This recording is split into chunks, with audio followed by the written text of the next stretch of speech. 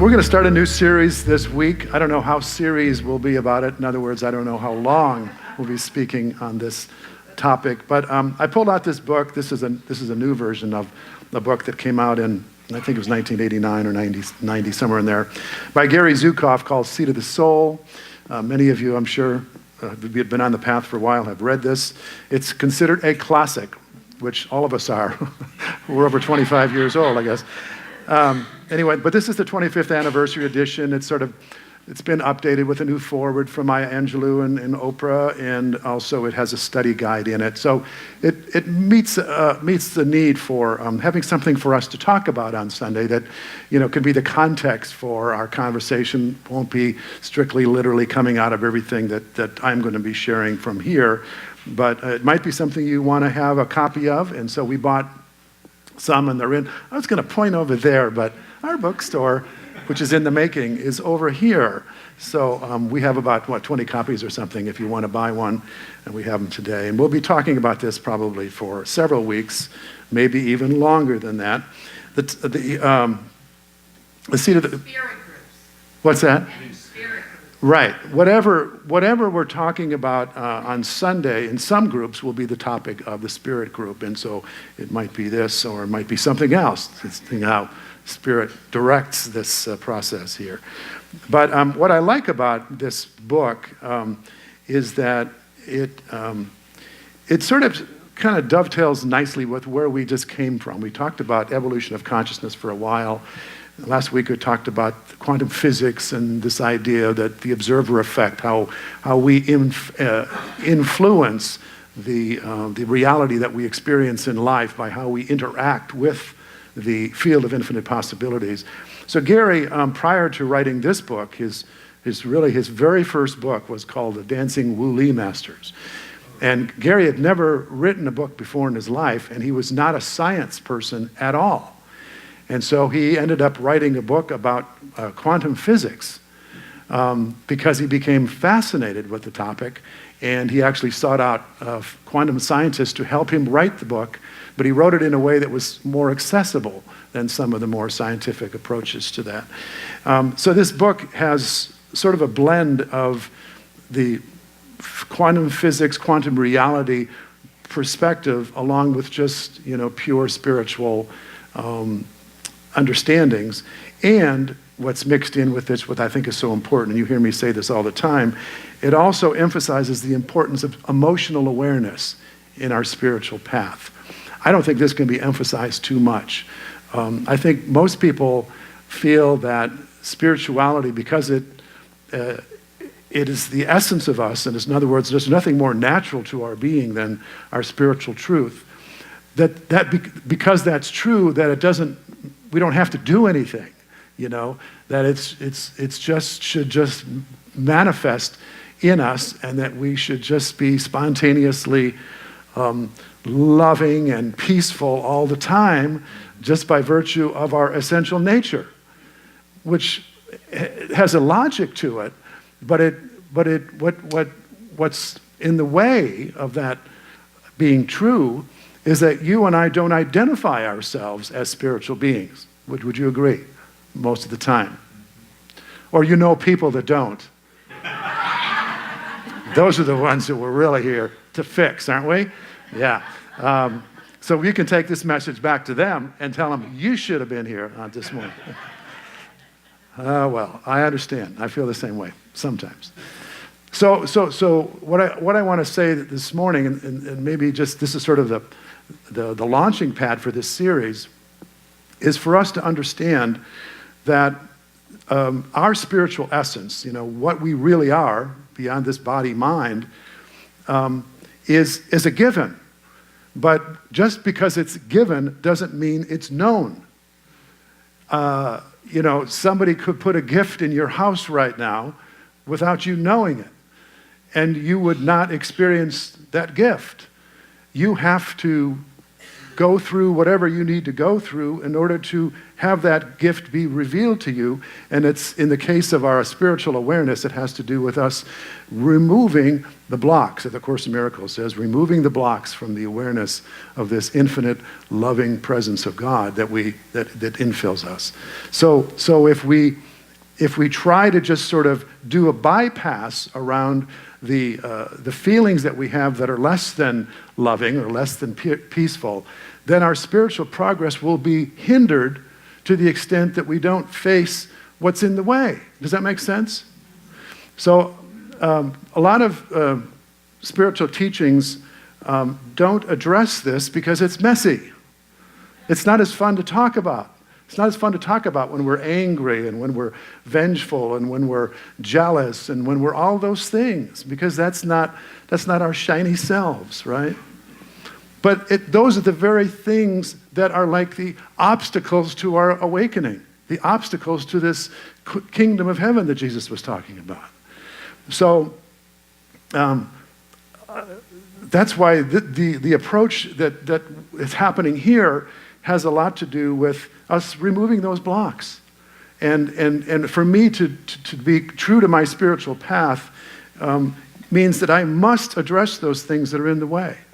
And to the extent that I do address them, my spiritual progress is directly proportional to the stuff that I clear.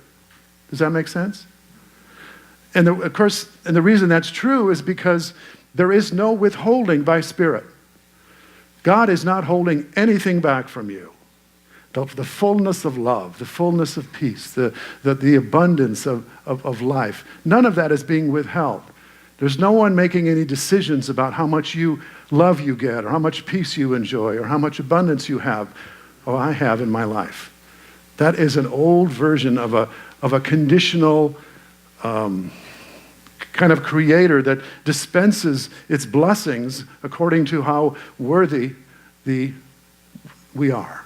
And we don't believe that. We believe that not only there's no dynamic such as that, but we believe that at our core we already are love. We already are peaceful. We already are abundant. And so my work, my spiritual path is not getting up every day and just doing affirmations of truth, because honestly, the truth doesn't need any affirmation. It is already there. I could say God is love and I am love and God is love and I am love all day long and all night long, right? But what I spend time with is when I notice that something unlike love comes up, and that's when my spiritual practice gets real. Do you hear what I'm saying? Because have you noticed, you sit down and you say, okay, I'm going to do my prayers and my meditation, whatever, and you sit down to do that, and all your intention is oh so good, and you get the candle going, or you have the picture of your favorite spiritual figure there, and maybe you put on some music, and you cross your legs just right, and take the cleansing breaths, and you set the stage, for this thing to be amazing. And then you think about what she said last night. What did she mean by that? Oh, wait, back to you, God. Okay, I am one with love. I am one. I am centered in God. What? Oh, wait a minute now. Did I do that email? I was going to do that email. Oh, I'm so bad. I'm so bad. See, what is not very seductive is to talk about the not so great stuff, People want to show up for the, tell me how great I am and tell me how loving, how much God loves me and tell me all those things. And I'm going to say this because I'm going to own this for myself. That can be just another form of distraction. It can just be another form of distracting ourselves from the truth of what's really running the show in our life. So I say that because that's what you've been getting all along since I've been here for 4 years. And I just want to remind you that it's not there as a way to minimize your experience of spiritual power, but it's a way to maximize your experience of spiritual power. It is the clearing process. It is the removing of the veil or the removing the scales from our eyes, so that we can see what is about us always. So we can see what we really are. We can see how God made us to be. Because we have superimposed our own understanding of life. And we have made stories up about a separate self that's so vulnerable and so needy that it's constantly in search of all of these things that it needs to have in order for it to be okay. And the meanwhile, the spirit of wholeness and the living truth is behind it. It's before us and just saying, no, that's not true. So it is about letting go of those stories, letting go of those beliefs, letting go of those limiting thoughts and those emotions, those feelings that we have that degrade our spiritual experience. And that's why we do it this way. And that's why we have practices here. And the one that we've been promoting most lately is the Q process. And we understand the Q process may not be for everyone. It is a pretty much in-the-face, difficult path, and it's not for everybody. But I would suggest that if it's not for you, then find something that effectively helps you to remove those limiting beliefs, to be able to break through those feelings of I'm not enough, I'm not good enough, I don't have enough. All of those things are oppose the truth. Those are the things that's where the work needs to be, because it's like if you're standing out in the sun and you see a shadow on the ground, it's only because you're standing in the way of the light that would otherwise illuminate that ground. And when we understand that the only reason we're not experiencing the fullness of light and love in our life is because we have imposed something in the way of this infinite love and light of God, and that's what we're experiencing is only a shadow, it's only an obscuration of the truth. So this is the journey. This is the path. It isn't just about doing affirmations of truth. That's wonderful as they are. They sometimes can be an avoidance of what we're saying really. And we're not saying it quite loud as our affirmations, but it's running all the time in the back of our mind. And it is restricting how much we can grow. And so I'm here on this path and in this lifetime, I'm here to grow spiritually. And I suspect many of you are too. So when we really get that that's what it's about, not just sounding good and looking good, but about actually feeling good, then we take on this path. So Gary Zukav in this book gives a lot of emphasis on that, and that's sort of the first place to start here with us. He talks about authentic power in the early chapters. And authentic power, as he defines it, is very simply, it's the alignment of your personality with your soul. Alignment of your personality. Personality being, the person, how you show up, the body, mind, and how it sees life. And the more that we can align that with our sacred truth of our being, the more authentic power we have. And we're not talking about power that the world talks about. The power that the world talks about is external power, and that is power over people, power over circumstances. But what we're looking at is spiritual power based upon spiritual values. And we can see evidence of external power in the world, can't we? And we can see how that external power is not rooted in a sense of wholeness and abundance and love. It is almost always, external power is always rooted in a lie, which says that I need to have power over this situation or over this person in order for me to feel better about myself. Do we know this one? And we see lots of examples of that in our world. I mean, we see that in our interpersonal relationships, because sometimes I may need to exert my opinion so strongly because I'm not feeling very good about myself right now, and I need you to do something or say something or be something so that I can feel better about myself. And that's when we need to call ourselves accountable. I need to call myself accountable when I'm doing that.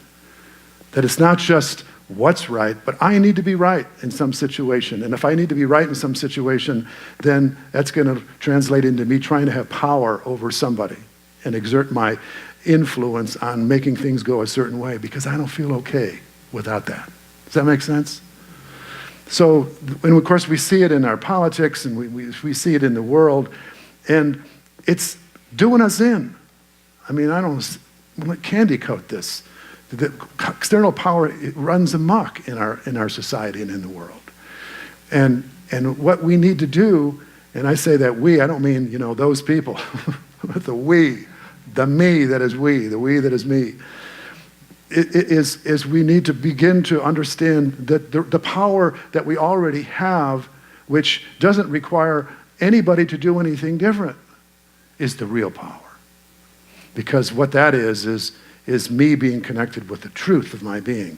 That's me claiming my divine inheritance, which says that I am made in the image and likeness of God, and in love and in wholeness and peace and love are my divine inheritance. That this is who I am. And that, to know that is for me to begin to, question myself and to catch myself when I'm really trying to manipulate life and manipulate the world in order to get life to be a particular way so that I can be okay. Ooh, yeah. It's quiet, right? But this is why we're here. You and I are here to awaken to this truth. And authentic power is the real power that we're after. So he has some points in here, the way to authentic power, and I've sort of touched on this already. It begins with awareness of everything within us that is other than loving. Oh, isn't that fun? You go home and make a list of all the things in me that's not loving.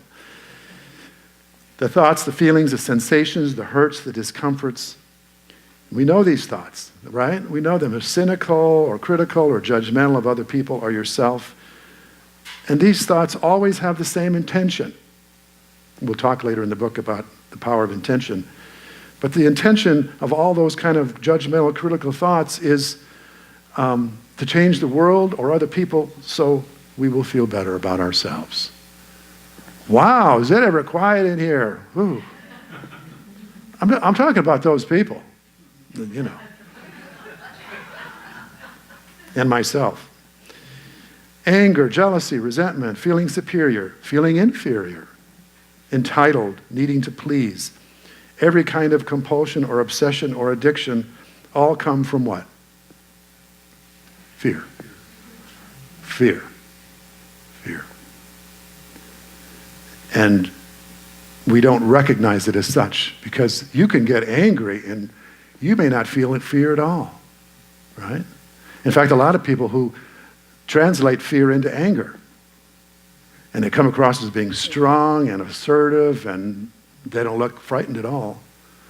But the motivation for that anger is some underlying fear. It's some feeling of less than, which needs to get expressed in a way that they can take control over a situation or other people. So emotional awareness is the key. And he says this, you can't go anywhere on the spiritual path without emotional awareness. No progress. And I've seen people that have tried to feign their way, attempt to make spiritual progress without doing this work. And it's not pretty. Because what you end up with is people who have a really beautiful, shiny countenance and personality.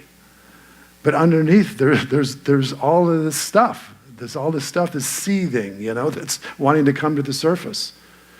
And that's not what we want to do. We're interested in authentic spiritual growth, not applied spiritual makeup. You like that?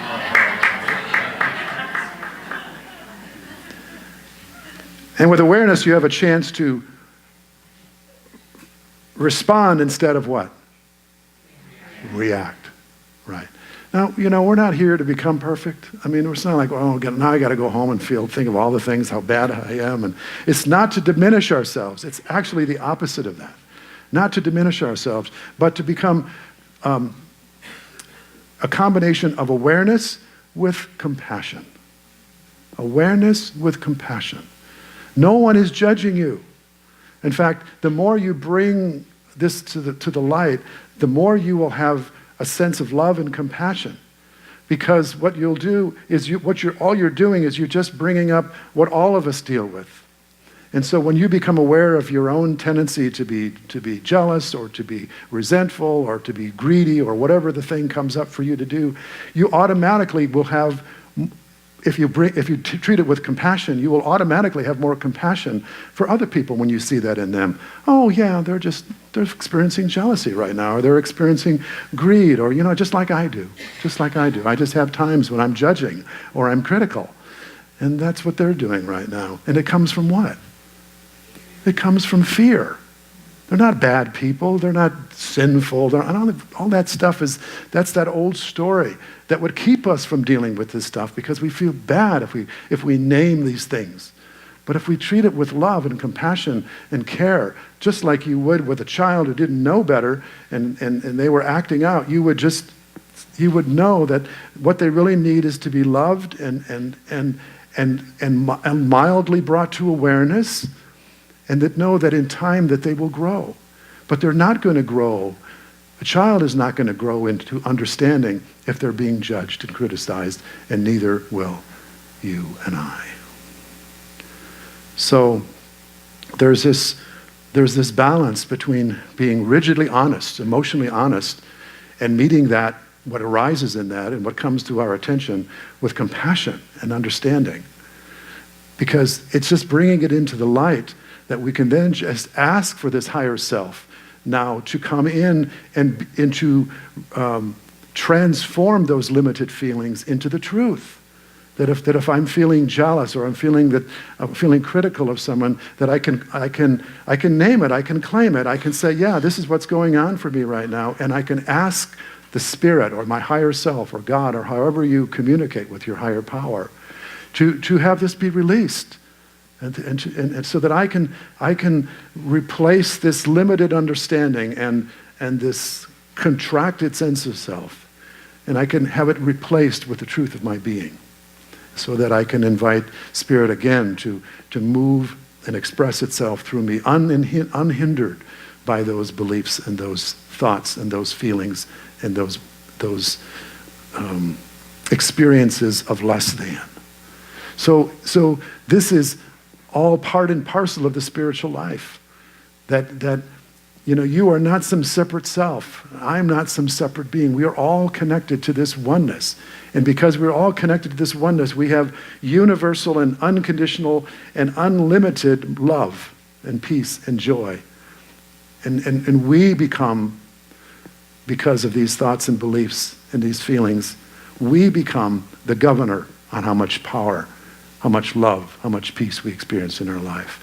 And to know that with compassion is to actually open the doors to your spiritual life taking on tremendous progress. And to deny that and to just say, I'm just a loving, beautiful child of God, that's all I am, and not be aware of the things which counterindicate that, then you are denying the progress that you would otherwise experience. Does that make sense? Not everyone teaches this. Not everyone believes this. I'm just sharing what I know to be true from my own experience and some others. So,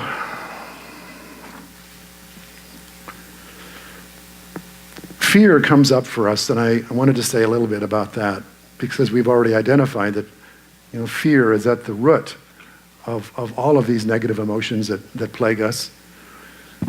And A Course in Miracles says this, and I came across it this morning, and it just says it so beautifully. It says, the presence of fear is a sure sign that you are trusting in your own strength.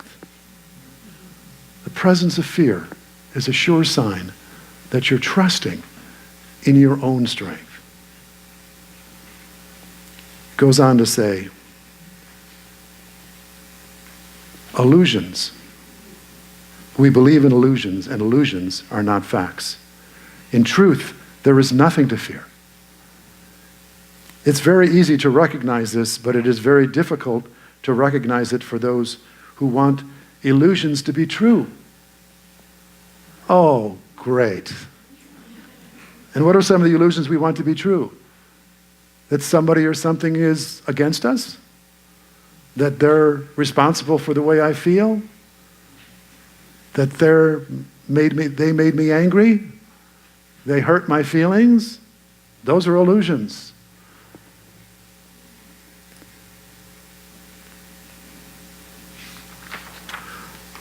The presence of fear, a sure sign that I'm trusting in my own strength. The awareness that there is nothing to fear shows that somewhere in your mind, though not necessarily in a place you recognize as yet, you have remembered God and let His strength take the place of your weakness. The instant you are willing to do this, there is indeed nothing to fear. So let's take a moment, turn within. And so we're here today to really claim authentic power, spiritual power, not as the world promotes it or expresses it, but the way it is given to us just because of what we are, just because of who we are.